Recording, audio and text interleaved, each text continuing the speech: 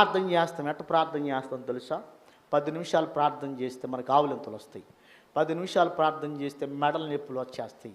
నిన్న సుజాతకు వచ్చింది ప్రార్థన చేద్దామని 3 గంటలు అట్నే సాష్టాంగ బొడుకుని దొర్లాడుతుంది కింద. అంటే బలహీనతలో ప్రార్థన అంటేనే సైతానుగాడు ఏం చేస్తాడంట, ఒళ్ళు నొప్పులు వచ్చేస్తాయి. ఇంటికాడ బాగానే తిరుగుతావు, అబ్బో ఆ ఇంటికి ఈ ఇంటికి, ఆ రోడ్డుకి ఈ రోడ్డుకి, అమ్మో ఆ అమ్మ కాడికి ఈ అమ్మ కాడికి, ఓ మామూలు తిరగం, ఆ హుషారు మామూలుగా ఉండదు. కానీ మందిరానికి వస్తే చాలు, పాస్టర్ గారు ముగించు పాస్టర్ గారు, ఇంకెంతసేపు చెబుతావయ్యా, ఏమమ్మా ఇంకెంతసేపు చెబుతావు, కొద్దిసేపు అయితే నువ్వు కూడా నిద్రపోతావు. నిద్ర వచ్చేస్తుంది ప్రార్థనకు వస్తేనే. మా ఊళ్ళో ఒకడు ఉన్నాడు, కుడుములు నాగయ్య అని.